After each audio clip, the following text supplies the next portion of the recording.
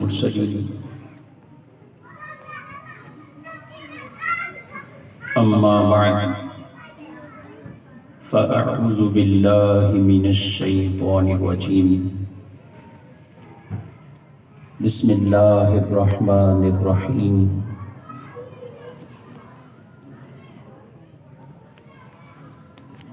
إن الله وملائكته يصلون على النبي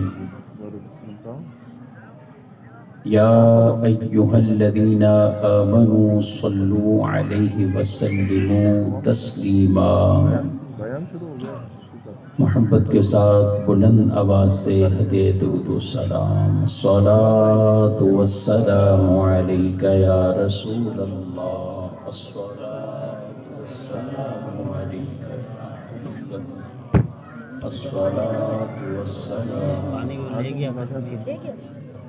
وعلى آلك وصحبك يا نور اللہ۔ الحمدللہ انتہائی ذوق شوق کے ساتھ اس محفل پاک کا انعقاد و اہتمام یہ کیا گیا۔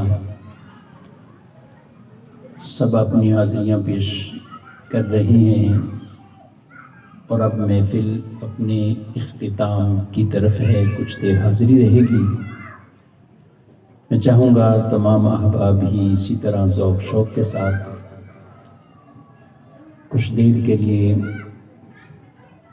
اپنی پوری توجہ بیان کی طرف رکھ کر علم دین کی باتیں اور رسول اللہ صلی اللہ علیہ وسلم کی شان و رفعت، مقام و مرتبہ جو بیان کیا جائے اس سے اپنے دلوں کو روشن کیجیے۔ اللہ پاک ہم سب کو کثرت کے ساتھ ذکر خیر کرنے سننے کی توفیق عطا فرمائے۔ تعریف میں جو کرتا ہوں خیر الانام کی، شاعر کہتے ہیں تعریف میں جو کرتا ہوں خیر الانام کی، عزت بلند ہوتی ہے میرے کلام کی۔ عزت بلند ہوتی ہے جس گفتگو میں، جس کلام میں نبی کریم صلی اللہ علیہ وآلہ وسلم کی شان تعریف شامل ہو جائے، اللہ اس کلام کو ہی عزت عطا فرما دیتا ہے۔ تعریف میں جو کرتا ہوں خیر الانام کی، عزت بلند ہوتی ہے میرے کلام کی۔ میری لاحق میں لائیں گے تشریف مصطفیٰ، عادت بنا رہا ہوں درود و سلام کی، عادت بنا رہا ہوں درود و سلام کی۔ حضور علیہ السلام کی ذات پر درود و سلام کثرت سے پیش کرتے رہیں۔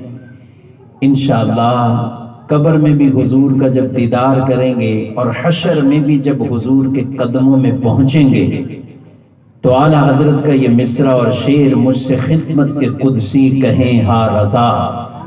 دنیا میں تو بہت کہا کرتا تھا احمد رضا، آج قیامت کے دن کیا کہنا چاہتا ہے، مجھ سے خدمت کے قدسی کہیں ہاں رضا۔ تو اعلیٰ حضرت کہتے ہیں میں اس وقت بھی پکار اٹھوں گا مصطفیٰ جان رحمت پہ لاکھوں سلام۔ یا رسول اللہ، یہ درود و سلام کے گجرے پھول دنیا میں بھی پیش کرتا تھا، آج بھی آپ کی بارگاہ میں یہی نظر آنا ہے۔ تو محبت کے ساتھ کوئی بھی لب خاموش نہ رہے، ایک بار ہدیہ درود و سلام۔ الصلاۃ والسلام علیک یا رسول اللہ، الصلاۃ والسلام علیک یا حبیب اللہ۔ ہمارے پیارے نبی صلی اللہ علیہ وآلہ وسلم کا ذکر خیر یقیناً ہماری محافل کو بھی، ہمارے قلوب اور دلوں کو بھی وہ سکون پہنچتا ہے، اور کیوں نہ ہو۔ ذکر خیر یہ ہے ہی وہ ذکر کہ جہاں پر بھی رسول اللہ صلی اللہ علیہ وسلم کی مبارک شان، توصیف، سیرت، حضور علیہ السلام کے ادب، تعظیم، جہاں بھی مختلف یہ ٹاپک اور موضوعات یہ چھڑ جاتے ہیں، ان کا ذکر ہوتا ہے، عشاق کے دلوں میں یہ محبت بیٹھتی اور محبت میں اور اضافہ ہوتا ہے۔ اللہ ہمیں ہمیشہ با ادب لوگوں میں ہی رکھے، بے ادبی سے بچائے اور بے ادب، بد ادب ایسے لوگوں کی صحبتوں سے بھی بچائے۔ ادب بہت بڑی چیز، تعظیم۔ قرآن پاک میں اپنے پیارے نبی صلی اللہ علیہ وسلم کے بارے میں اللہ پاک نے ارشاد فرمایا وَتُعَزِّرُوهُ وَتُوَقِّرُوهُ وَتُسَبِّحُوهُ بُكْرَةً وَأَصِيلًا، کہ اس رسول کی تم عزت، تعظیم، توقیر بجا لاؤ۔ پہلے رسول اللہ کی عزت اور تعظیم کا ذکر ہوا اور پھر فرمایا وَتُسَبِّحُوهُ بُكْرَةً وَأَصِيلًا، اور صبح و شام اللہ کی تسبیح بیان کرو۔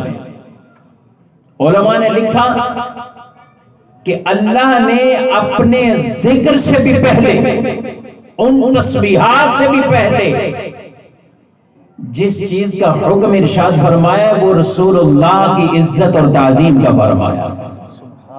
یہ عزت اور تعظیم، کوئی بھی ایسا عمل جو تنقیص، بے ادبی کے زمرے میں جاتا ہو،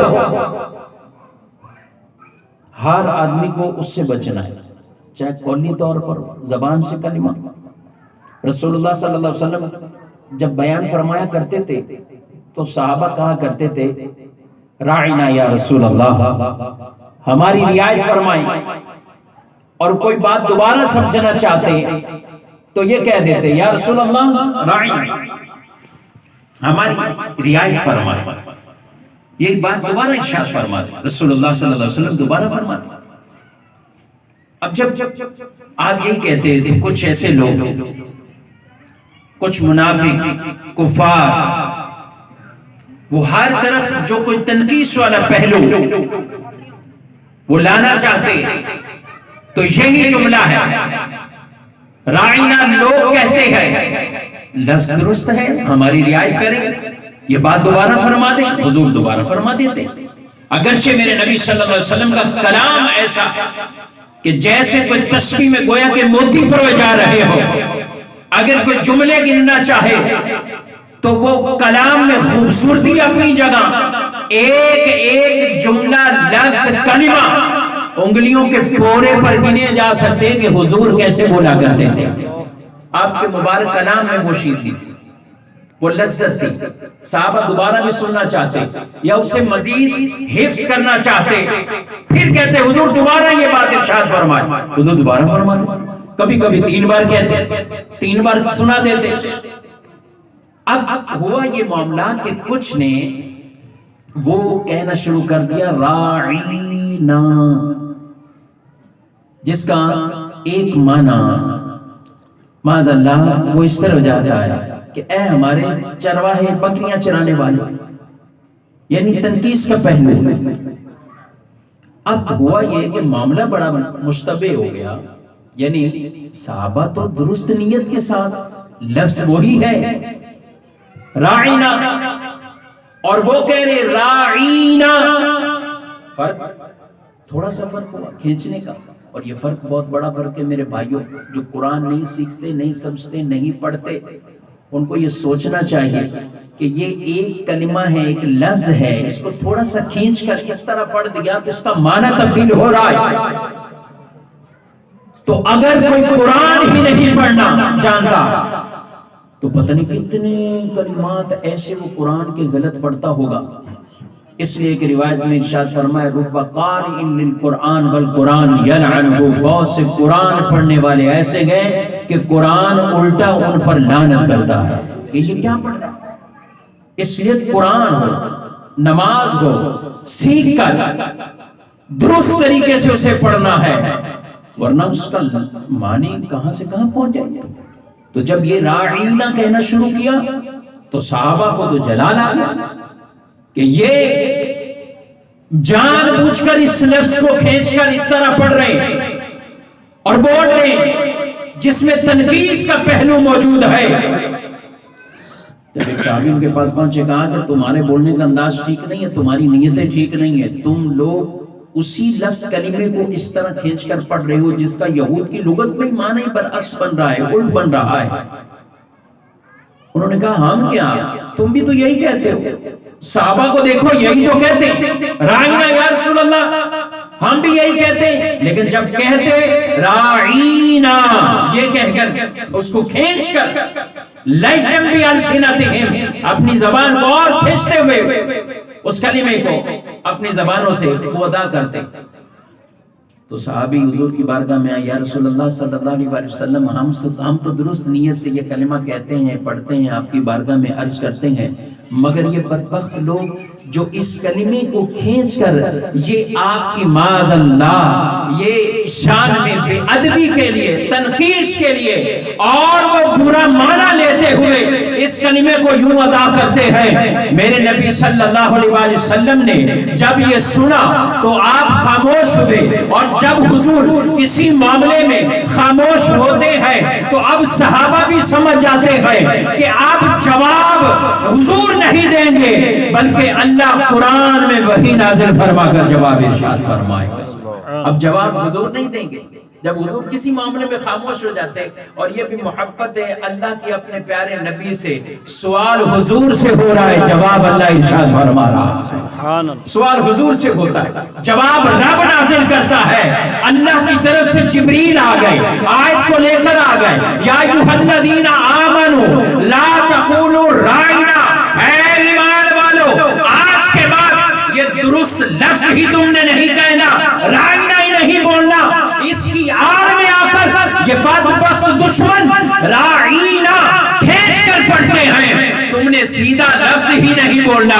ذہن میں سوال پیدا ہوا، پھر صحابہ کیسے کہیں گے یا رسول اللہ یہ بات دوبارہ ارشاد فرما دے، اللہ نے جواب ارشاد فرما دیا، لا تقولوا رائنا، رائنا نہیں کہنا، وقولوا انظرنا، جب کہنا ہو تو کہو یا رسول اللہ انظرنا، ہم پر نظر رحمت فرما دیجیے، اللہ سبحان اللہ، ہم پر نظر رحمت فرما دیجیے۔ نعرہ تکبیر، اللہ اکبر، نعرہ رسالت، یا رسول اللہ، نعرہ رسالت، یا رسول اللہ، یا رسول اللہ نظر رحمت فرمائیے۔ یعنی وہ کلمہ جو صحابہ تو درست کہتے تھے نا، ان میں کوئی تنقیص کا پہلو کسی طرح کے، لیکن ایک ہی لفظ ہے، اگر کسی طرح اس میں بے ادبی والا تنقیص والا پہلو ہے تو اللہ نے وہ لفظ بولنے سے ایمان والوں کو، یعنی جن کی نیت سچی ستھری، ان کو بھی منع کر دیا۔ حضور علیہ السلام کی شان میں کوئی ایسا جملہ، کوئی ایسا جملہ جو تنقیص کا باعث بنے، شان کو کم کرنے کا باعث بنے، نہ نہ نہ۔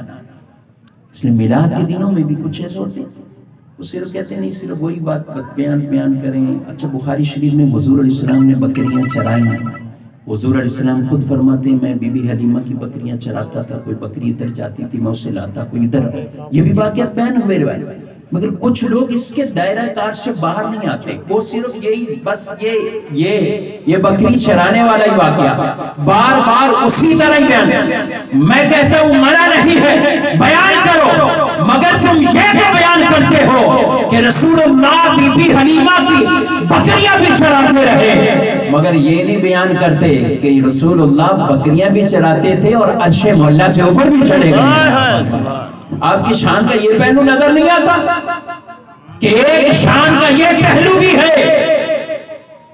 تم ذرا اس وادی سے باہر بھی تو آؤ، اور بکریاں چرانا بھی کوئی ایسا وہ تنقیص والا عمل نہیں تھا۔ رسول اللہ صلی اللہ علیہ وسلم نے فرمایا اللہ نے ہر نبی کو یہ کہا، ہر نبی کو بکریاں دی گئی، ہر نبی بکریاں چرائے، کس وجہ سے؟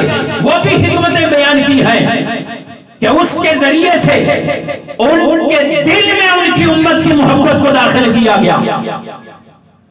رسول اللہ صلی اللہ علیہ وسلم آپ کی بہن بی بی شیمہ رضی اللہ تعالیٰ عنہ جو کہ بی بی حلیمہ کی بیٹی ہیں، وہ کہتی ہیں کہ جب حضور میرے ساتھ جاتے ہیں نا بکریاں چرانے کے لیے تو اگلے دن بھی اپنی امی کو کہتی ہیں آج پھر میرے ساتھ بیٹھے۔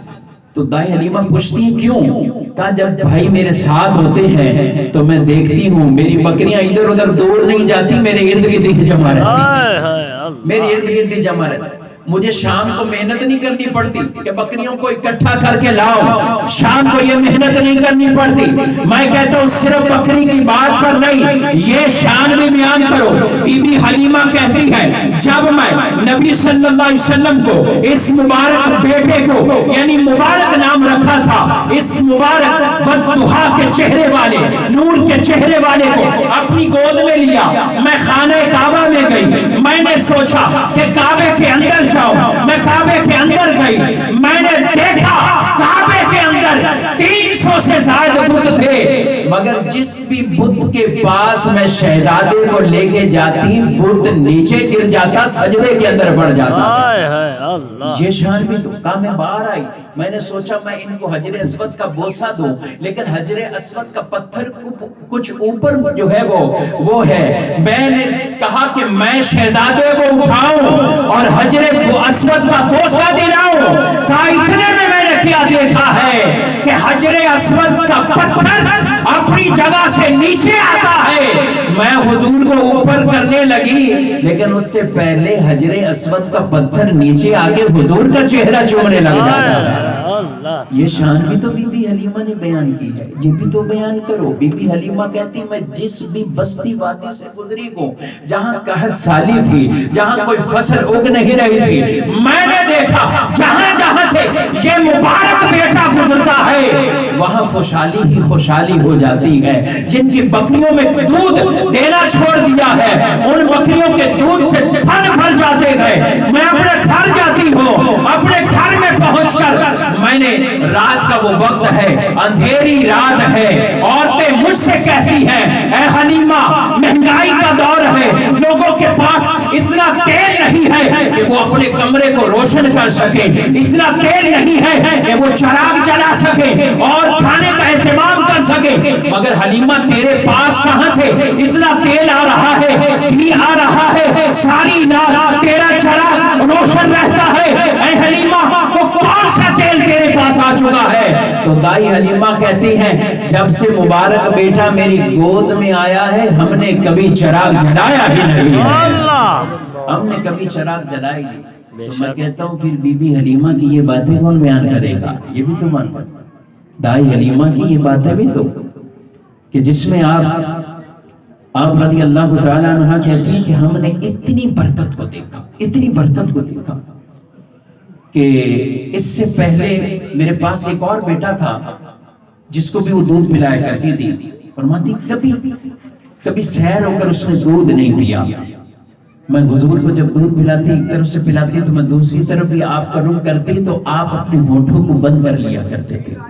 کہا ادھر سے دوسرے بھائی نے دودھ پینا ہے، کہا اپنے ہونٹوں کو بند کرتے، کہا ہم اتنی برکت پاتے کہ ہم نے پہلے ہم لوگوں کے گھروں سے جا کر کہتے اگر کسی کے پاس زائد دودھ ہے تو وہ ہمیں دے دے، مگر مبارک بیٹا ہے کہ جب سے یہ شہزادہ گود میں آیا ہے اب میری بیٹی شیما وہ گھر گھر جا کر اعلان کرتی ہے ہماری بکریوں نے اتنا دودھ دیا ہے، اگر کوئی محتاج ہے کسی کو دودھ کی ضرورت ہے تو شام کو آ کر ہمارے گھر سے لے لیا کرے۔ یہ بھی تو بیان کرو، یہ بھی تو دائی حلیمہ رضی اللہ عنہ بیان کرتی۔ ہمارے ایک شاعر نے، پنجابی شاعر نے کیا خوب کہا ہے، حلیمہ گھر کدی ویکھے کدی سرکار نو ویکھے۔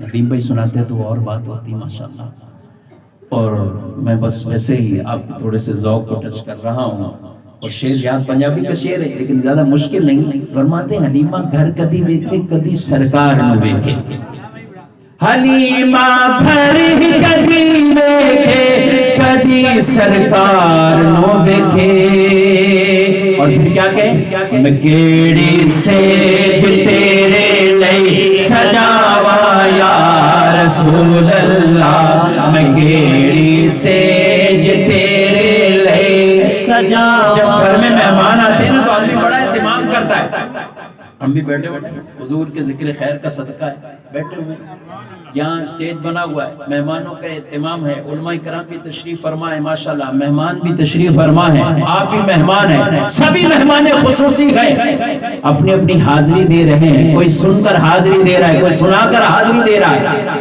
تو جب کبھی کہیں آتے ہیں مہمانوں کے لیے اہتمام ہوتا ہے، یہ گلی، یہ بازار، یہ روڈ ہر وقت تو عام شارع تھا، مگر آج آپ کی مہمان نوازی کے لیے بھی یہاں اہتمام ہوا ہے۔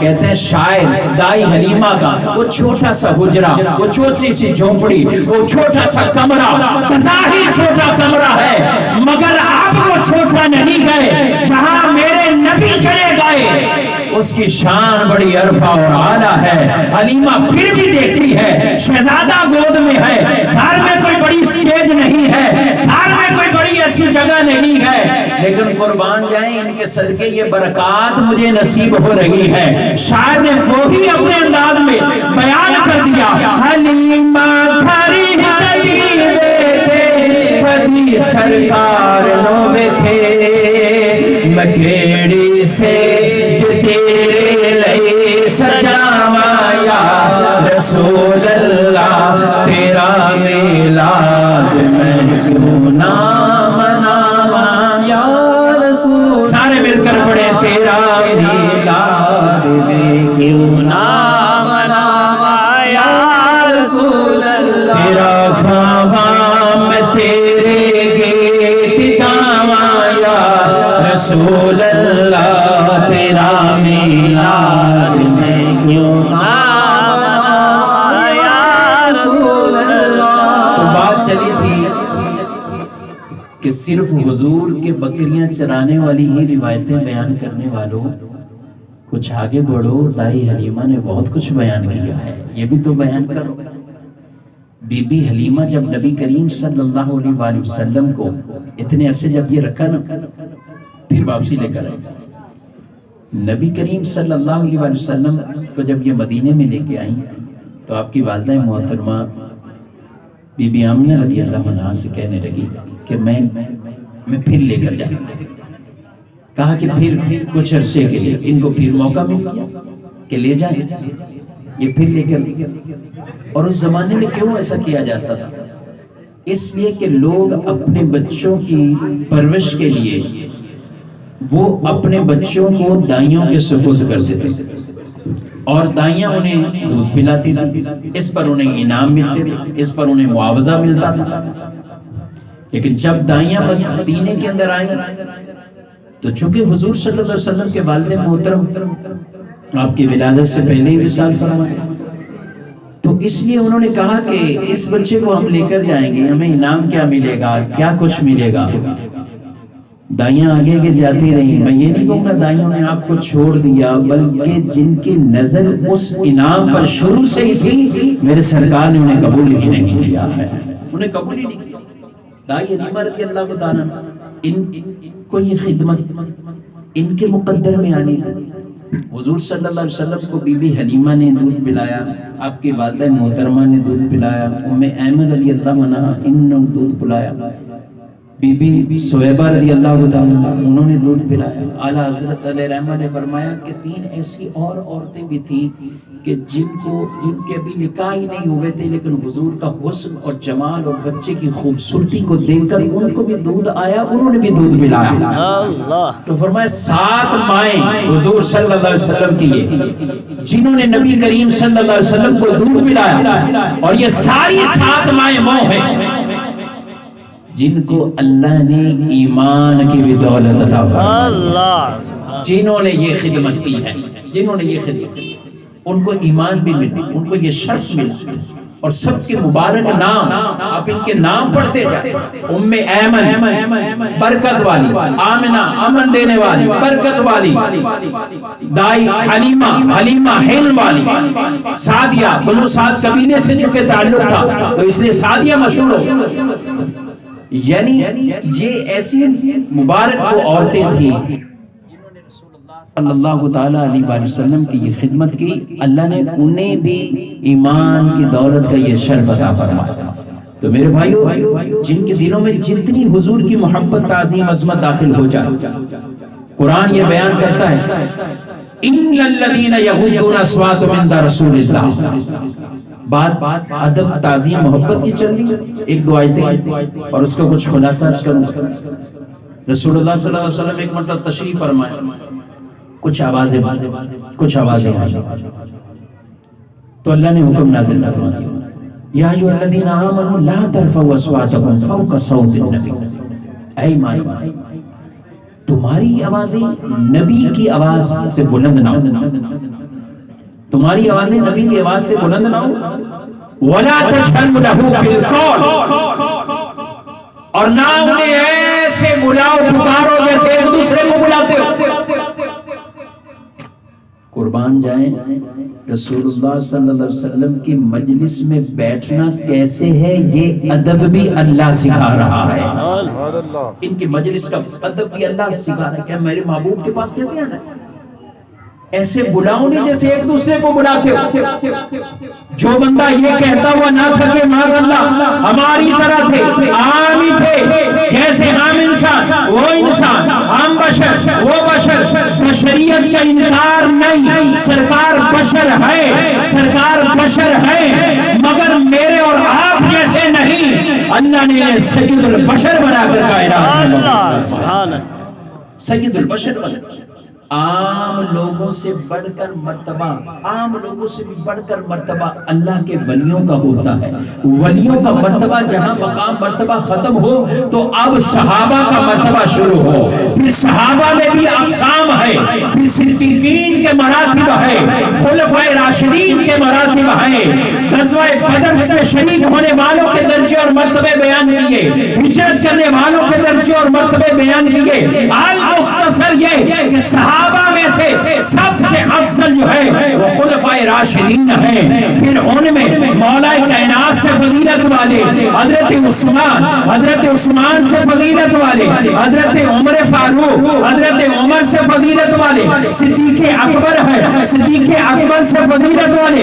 آگے انبیاء ہیں, انبیاء سے فضیلت والے اللہ کے رسول ہیں. 1,34,000 کم و بیش نبی دنیا میں مبعوث ہوئے, اور ان میں سے 315 یا 313 جو اللہ نے جن کو رسول بھی بنایا ہے ان سے بڑھ کر مرتبہ رسولوں کا ہے. اور ان رسولوں میں اولو العزم رسول ہیں جن کی شانوں کو بیان کیا ہے. اولو العزم رسولوں میں سے حضرت ابراہیم خلیل اللہ وہ ہیں جو فضیلت اور شان والے ہیں, اور حضرت ابراہیم سے بھی بڑھ کر میرے اور آپ کے پیارے نبی کی شان اور مرتبہ ہے. سبحان اللہ. بشر کہیں مگر یہ شان بھی تو بیان کرو, یہ شان بھی بیان. اور میں خود نہیں آپس میں کہ میں نے اپنے ذوق میں بات کی, نانا میرے بھائیو, ترمذی شریف کی حدیث ہے, میرے آقا صلی اللہ علیہ وسلم باہر تشریف لائے, صحابہ بیٹھے ہوئے اور آپس میں کہہ رہے ہیں. ایک صحابی کھڑے ہو کر کہتے گئے, مجھے اس بات پر بڑا تعجب اور حیرانگی کا اظہار کرتے ہوئے اللہ نے آدم علیہ السلام کو چن لیا, صفی اللہ بن گئے, چنے. اللہ نے موسیٰ علیہ السلام کو ہم کلام میں کلیم اللہ, عیسیٰ روح اللہ, اور ابراہیم خلیل اللہ یہ لقب بھی لے. اتنے میں حضور تشریف لے آئے. سرکار نے یہ نہیں فرمایا میرے صحابہ کیوں بیٹھے ہوئے ہو اور بیٹھ کر نبیوں کا ذکر کر رہے ہو, یہ کون سی نئی بدعت کر رہے ہو کہ نبیوں کا بیٹھ کر ذکر کر رہے ہو. نا, میرے آقا علیہ السلام نے ان کے ذکر کو برقرار رکھا اور آگے اپنا بھی ذکر کیا. میرے صحابہ نبیوں کا جب بھی ذکر کرو وہ پھر ساتھ میرا بھی ذکر شامل ہے. اپنی شان کو بیان کیا, فرمایا لوگوں سنو, الا سنو, سمعت کلامکم وعجبکم, میں نے تمہاری گفتگو کو سنا ہے, تمہارے تعجب کو سنا ہے, تم حیران ہو رہے ہو. آدم صفی اللہ ہے, ابراہیم خلیل اللہ ہے, موسیٰ کلیم اللہ ہے, عیسیٰ روح اللہ ہے, بے شک ایسے ہی ہے. الا انا حبیب اللہ, یہ شانیں ان کی ایسی ہیں, سنو مجھے اللہ نے اپنا محبوب بنایا ہے. سبحان اللہ. وہ خلیل اللہ ہیں, کلیم اللہ ہیں, روح اللہ ہیں, کلمت اللہ ہیں, سب کچھ ہے, وہ ان کی شان ہے. الا انا حبیب اللہ, مجھے اللہ نے اپنا محبوب بنایا ہے, مجھے اللہ نے محبوب. کلیم اللہ وہ ہیں عصا مارے پتھر پہ ماریں تو اس میں سے پانی کے چشمے آ جائیں، دریا پہ ماریں تو راستے بن جائیں، کلیم اللہ اپنے عصا کو زمین پر پھینکیں تو وہ اژدہا بن جائے، اور ایسا اژدہا بنے کہ چھوٹے چھوٹے سارے جو سانپ ہیں ان کو نگل جائے۔ یہ کلیم اللہ کے ہاتھ کا کمال ہے۔ لوگ صرف ایک طرف کی بات کرتے ہوئے اتنی کہتے ہیں کوئی کتا بھی نہیں ہلا سکتا، کوئی ایک مکھی مچھر کو بھی پیدا نہیں کر سکتا۔ ہاں ہاں ایسا ہی ہے، کوئی کچھ نہیں کر سکتا، سب کچھ اللہ کے اذن کے ساتھ ہے، باذن اللہ ہے۔ مگر یہ کیوں نہیں بیان کرتے کہ تم کہتے ہو کوئی کچھ نہیں کر سکتا، مچھر نہیں بنا سکتا، میں کہتا ہوں عیسیٰ روح اللہ کو دیکھو کہ وہ مٹی کا پرندہ بناتے ہیں، پھونک مارتے ہیں، کہتے ہیں اللہ نے مجھے یہ طاقت عطا فرمائی ہے، مٹی کے پرندے میں پھونک ماروں وہ اڑنے والا بن جاتا ہے۔ یہ روح اللہ کی طاقت ہے، یہ حضرت عیسیٰ کی کلیم اللہ پتھر پہ مارے تو پانی کے چشمے نکل آئے، خلیل اللہ اس آگ کے اندر جائے، وہ آگ پھولوں کا باغ بن جائے۔ ارے یہ اللہ نے انہیں طاقت عطا فرمائی ہے، اور میرا نبی حبیب اللہ وہ ہے، اپنے ہاتھ کو بڑھا دیں اللہ ان کی انگلیوں میں سے چشموں کو جاری فرما دے۔ اللہ سبحان اللہ۔ یہ اشارہ کریں تو چاند کے تو ٹکڑے کر دیتے ہیں، یہ اشارہ کریں تو ڈوبا ہوا سورج واپس لے آتے ہیں، یہ اشارہ فرمائے تو درخت اپنی جڑوں کو پھیلتا ہوا محبوب کے قدموں میں آ جائے، اور اگر کسی کی ٹوٹی ہوئی پنجری وہ اپنی پنجری ٹوٹی ہوئی لے کر آئے، یا رسول اللہ کرم فرما دیجئے میرے آقا نو آگ لگائے، اللہ پنجری کو ٹھیک فرما دے۔ حضرت قتادہ آ گئے، آقا میری آنکھ ٹھیک کر دیں، غصبے کے اندر تھے، جذبے کے ساتھ آپ لڑتے رہے، آنکھ نکل آئی، غزوے میں فتح ہو گئی، حضور کی بارگاہ میں آ گئے، ہاتھ پر آنکھ کا ڈھیلا رکھا ہوا ہے، یا رسول اللہ صلی اللہ علیہ وآلہ وسلم آپ کچھ کر دیجئے میری آنکھ ٹھیک ہو جائے۔ فرمایا قتادہ اگر صبر کرو تو میں تیرے لیے جنت کی دعا کرتا ہوں۔ صحابی تھے نا، فوراً کہ یا رسول اللہ جنت کی دعا بھی کر دیں، میری آنکھ بھی ٹھیک فرما دیجئے، آخرت بھی دے دیں، دنیا بھی بہتر فرما دیں۔ یا رسول اللہ دعا فرمائیں اور میری آنکھ بھی ٹھیک کریں۔ یا رسول اللہ صلی اللہ علیہ وسلم میں تو شہادت کے جذبے سے گھر سے نکلا تھا، اب اس موقع پر شہادت نہیں ملی، لیکن میں چاہتا ہوں میں جیسے گھر سے نکلا تھا نا ویسے ہی گھر میں جاؤں۔ آنکھیں پہلے دو ہی لے کر آیا تھا، اب ایک آنکھ لے کر نہیں، اسی طرح دو آنکھیں لے کے جانا چاہتا ہوں۔ کریم آقا صلی اللہ علیہ وسلم نے یہ نہیں فرمایا جنگ کا موقع ہے اس وقت کون سی مرہم پٹی یا کوئی اور ایسی ادویات موجود ہے، نانا صحابی کا عقیدہ بھی دیکھو، سرکار کی عطائیں بھی دیکھو، واللہ یعطی انا قاسم، اس کا منظر بھی تو دیکھو، اللہ عطا فرماتا ہے میں تقسیم کرتا ہوں۔ صحابی کو یہ جواب نہیں دیا کہ بس سب آپ چلے جاؤ اسی پر ہی راضی رہو، نانا فرمایا آنکھ بڑھاؤ، انہوں نے آنکھ کا ڈھیلا اپنی ہتھیلی پر رکھا، آگے بڑھا دیا، میرے کریم آقا نے اٹھایا اور آنکھ کو اس مقام پر رکھا، اپنا لعاب لگایا، دعا فرما دی۔ حضرت قتادہ کہتے ہیں اللہ نے میری آنکھوں کو روشن فرما دیا ہے، میری آنکھیں روشن ہو جاتی ہیں۔ اور پتہ حضرت قتادہ کیا کہتے ہیں؟ حضرت قتادہ کہتے ہیں کہ مجھے اس آنکھ سے جو سلم کے صدقے یہ مجھے ملی ہے نا، آپ فرماتے ہیں جو میری آنکھ ٹھیک تھی اس سے زیادہ نظر مجھے اس آنکھ سے آتا ہے، اس سے زیادہ۔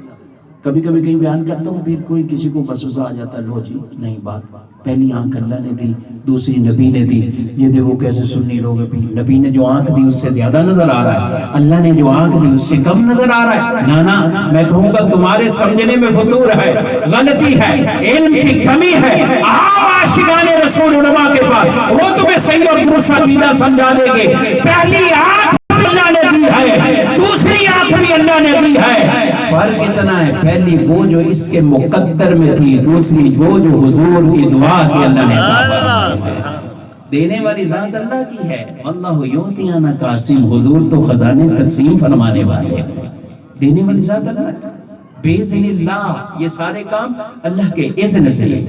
تو حضور صلی اللہ علیہ وسلم کی شان کی یہ پہلو، یہ ہیں حبیب اللہ، فرمایا کہ میں حبیب اللہ ہوں ولا فخر، مجھے فخر نہیں۔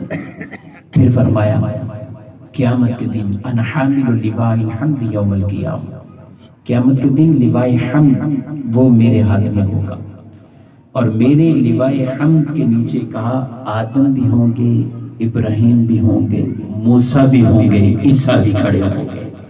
ولا فخر، میں فخر نہیں کرتا۔ فرمایا میں وہ پہلا قیامت کے دن اللہ کی بارگاہ میں شفاعت کروں گا۔ ہاں ہاں، حضور ہی سب سے پہلے شفاعت کریں گے، اور حضور کی ہی شفاعت کو قبول کیا جائے گا۔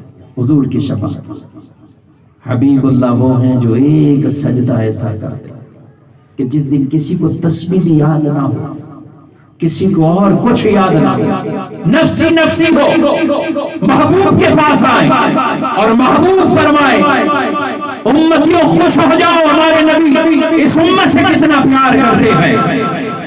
فرمایا نبیوں کے لیے سونے کے ممبر قیامت کے دن رکھے جائیں گے۔ سارے نبی اپنے اپنے ممبروں پر بیٹھے، کہا میرا ممبر خالی ہو۔ کیوں؟ یقین کریں جب بھی اس روایت کو پڑھتے سنتے نا ایک ایسی اور محبت اور کشش، حضور فرماتے ہیں مجھے خوف لگا ہوگا کہ میں ممبر پر بیٹھوں تو ایسا نہ ہو کہ مجھے جنت میں بھیج دیا جائے اور میرے امتی حشر کے میدان میں کھڑے ہوں۔ کہا میں اس لیے اپنی امت کی وجہ سے ممبر پر نہیں بیٹھوں، بلکہ حشر کے میدان میں اپنے امتیوں ڈھونڈ رہا ہوں، تلاش کر کبھی میزان عمل پر جہاں امتیوں کے عمل میں کمی ہوگی، حضور اپنی رحمت سے ان کے پلڑے بھاری بنا رہے ہوں گے۔ کہیں پرسرات رب سلم، اے اللہ سلامتی سے گزار، سلامتی سے گزار، تو حضور وہ دعائیں کر رہے ہوں۔ پھر فرمایا حوض کوثر، جہاں میں اپنی امت کے پیاسوں کو آب کوثر کے جام پلا رہا ہوں۔ ایسی جو نہ بھولا ہم غریبوں کو رضا، ایسی محبت اس امت سے نبی صلی اللہ علیہ وسلم پیدا ہو گئے۔ اپنی امتی، اے اللہ میری امت میرے حوالے فرما، دنیا سے پردہ فرمایا۔ حضرت مولا کائنات اور حضرت قسم رضی اللہ تعالیٰ عنہ کہتے ہیں میں اور حضرت قسم یہ دو وہ تھے جو سب سے آخر میں حضور علیہ السلام کے قبر مزار شریف سے باہر آئے۔ کہا جب ہم باہر آنے لگے تو ہم نے ایک نظر مڑ کر دیکھا کہ دیدار ایک بار پھر کر لیں۔ کہا حضور کے لب مبارک جنبش ہو رہی حرکت تھی، ہم نے کانوں کو قریب کیا تو اس وقت بھی امتی امتی فرما رہے تھے۔ دنیا میں آئے امت، عرش بالائے عرش، مکان سے لا مکان، معراج کی رات پہنچے، امت کو یاد کیا، دنیا سے ظاہری پردہ فرمایا، امت کو یاد کیا اور اپنے امتیوں کو خوشخبری دی ہے کہ میں وہ حوض کوثر، فرمایا مدینے میں رہ کر میں قیامت کے دن جو اللہ مجھے حوض کوثر عطا فرمائے گا میں آج بھی اسے اپنی آنکھوں سے دیکھ رہا ہوں۔ یہ حضور کی نگاہ ہے، یہ حضور کی نگاہ ہے۔ فرمایا میں اسے دیکھ رہا ہوں، نبی کی نگاہ ہے، نبی کی نگاہ بڑی عرفہ ہے میرے بھائیو، بڑی عرفہ۔ ایک بات سمجھنا چاہیں نا، اگر نبی کی نگاہ کی بلندی کتنی ہے۔ حضور اسلام ایک مرتبہ نماز پڑھی، سورج گر رہی اور آپ صلی اللہ علیہ وسلم نے نماز میں، بخاری کی حدیث، آپ نے ہاتھ بلند کیا نماز میں اور پھر ہاتھ بلند کیا۔ نماز ختم ہوئی، صحابہ نے کہا یا رسول اللہ صلی اللہ علیہ وسلم آج نماز میں آپ نے ہاتھ بلند کیا پھر نیچے کیا۔ سرکار علیہ السلام نے فرمایا میں نے ہاتھ بلند کیا تو میرا ہاتھ ساتوں آسمانوں سے اوپر سدرۃ المنتہا اور سدرۃ المنتہا کے پاس جنت الماوا، میرا ہاتھ جنت کے درختوں تک پہنچ گیا ہے، میرا ہاتھ جنت کے، فرمایا ایک خوشہ میں لانے لگا، اگر میں لے آتا تم قیامت تک کھاتے رہتے، اس میں کوئی کمی نہ ہوتی۔ فرمایا جنت، پھر میں نے چھوڑ دیا جنتی پھل جنت میں کھائیں۔ ذرا بات سمجھنے والی، ہاتھ آدمی بلند کرتا ہے، ہاتھ کتنا بلند ہوتا ہے؟ اگر کسی کا وجود 5 فٹ 6 فٹ 2 فٹ اور لگا 7 فٹ ہو، ایسے کیا نہیں؟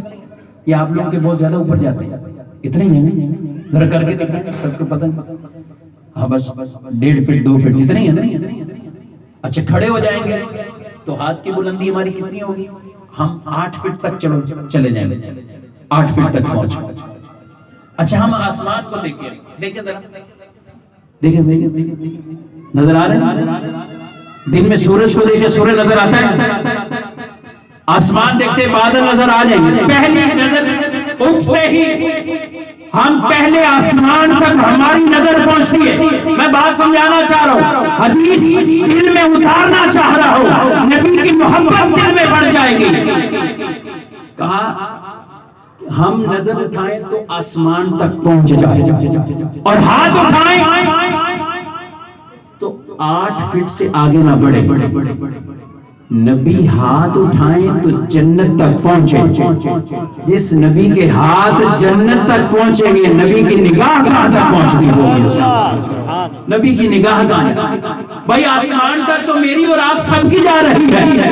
ہم آسمان دنیا کو دیکھ لیتے ہیں, چاند تارے دیکھ لیتے ہیں, اتنی نظر تو میری اور آپ کی سب کی ہے. بات سمجھنی ہے تو حضور کے ہاتھ کی بلندی دیکھو. یہ ہاتھ کی بلندی ایسی ہے کہ بڑے ساتوں آسمان سے اوپر سدرۃ المنتہا اور جنت کے درختوں تک پہنچ جائے. یہ حضور کے ہاتھوں کی بلندی ہے. نگاہ کی بلندی جانے کتنی پہنچ جاتی ہو. اس لیے ہمارا عقیدہ ہے حضور قبر میں بھی آرام فرما رہے ہیں, زندہ ہیں, حیات ہیں, مگر نگاہ ایسی ہے آپ مزار پرانوار سے بھی نگاہ فرمائیں اور عالم کو دیکھتے ہیں, ایسے دیکھ رہے ہیں جیسے اپنی ہتھیلی کو ملازہ فرما رہے ہیں.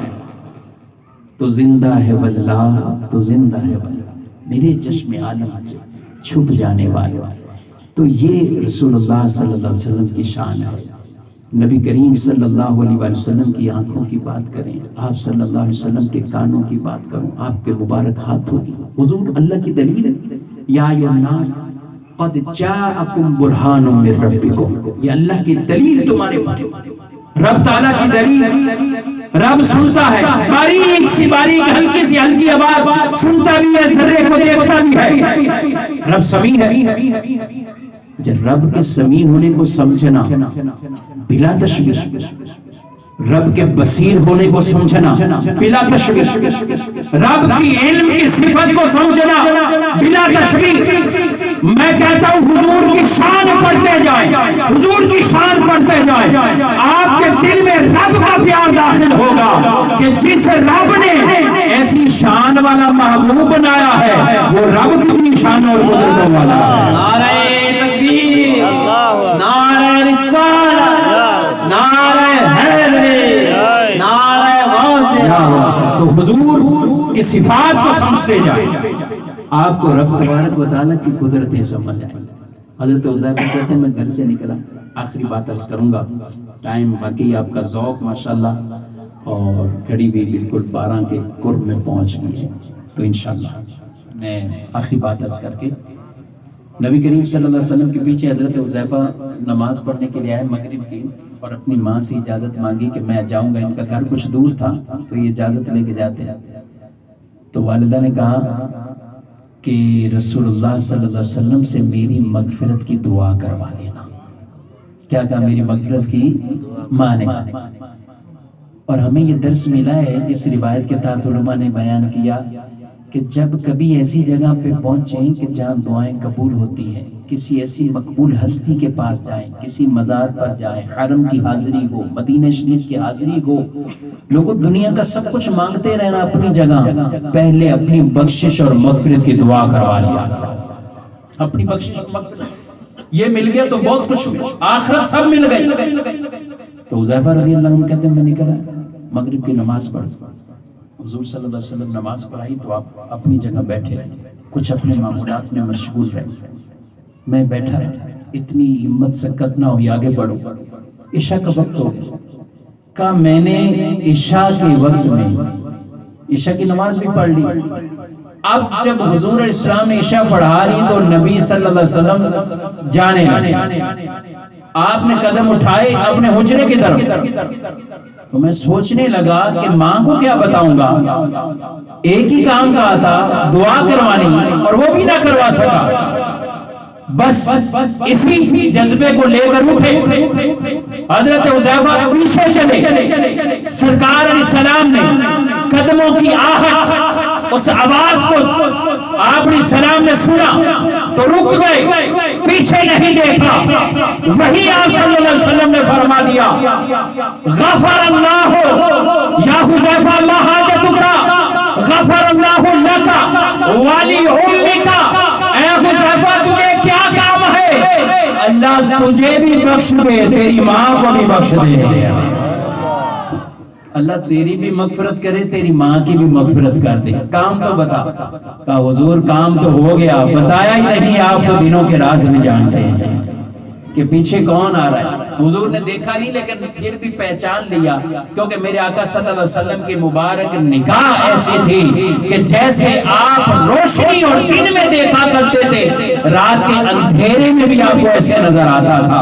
اور بخاری کی حدیث ہے جس میں آپ صلی اللہ علیہ وسلم نے لوگوں سے ارشاد فرمایا، اے لوگوں سنو، جیسے میں سامنے سے دیکھتا ہوں مجھے پشت کے پیچھے سے بھی ایسے ہی نظر آیا کرتا ہے۔ یہ بھی بیان کرو سرکار کی شان، صرف ایک بشر نہ کہو، ہم کہتے ہیں بشر کا انکار کفر، نہیں کوئی انکار کرتا، لیکن عام بشر نہیں، سید البشر بن کر دنیا میں وہ تشریف لائے ہیں۔ اور رسول اللہ صلی اللہ علیہ وسلم کی ذات نور بھی ہے، بشر بھی ہے، نور بھی ہے، کبھی نورانی کیفیات کا غلبہ ہے، کبھی بشر والی کیفیات کا غلبہ ہے۔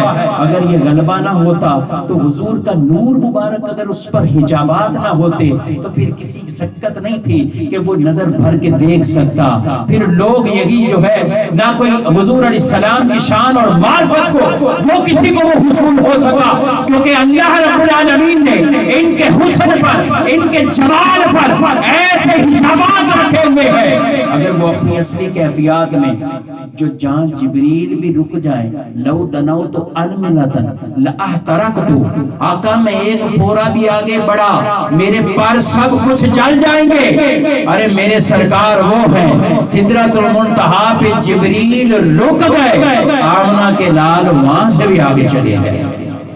تو دونوں چیزیں حضور کی بیان کرو، اللہ ہمارے ذوق میں اور اضافہ فرمائے، عشق رسول میں اور اضافہ فرمائے، ہماری نسلوں کو بھی محبت رسول اور عشق رسول کی یہ دولت اور اسی پر استقامت عطا فرمائے۔ میرے آقا علیہ السلام نے فرمایا، نماز میں اللہ نے میری آنکھوں کی ٹھنڈک کو رکھا ہے، سکون رکھا ہے، میری آنکھوں میں سکون پہنچتا ہے نماز۔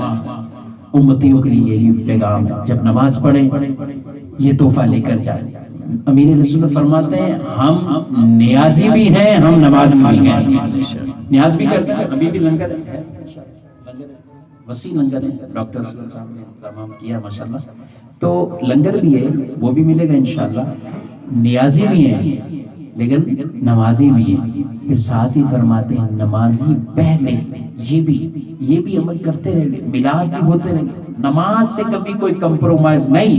آج یہ نیت کر کے جائے کہ نماز بھی پڑھوں گا، اس طور پر میلاد مناؤں گا، اپنے نبی کی آنکھوں کو سکون پہنچاؤں گا، انشاءاللہ آج کے بعد ہماری نماز قضا نہیں ہوگی انشاءاللہ۔ یہ نیت کر کے، اور جتنی بھی ہماری بہنیں مائیں اس پروگرام میں شریک ہیں، میں ان سے بھی یہی پیغام، خود بھی نماز پڑھیں، اپنے بچوں کو، اپنی بچیوں کو بھی یہ تلقین کریں۔ اللہ پاک ہم سب کو عمل کی توفیق دے۔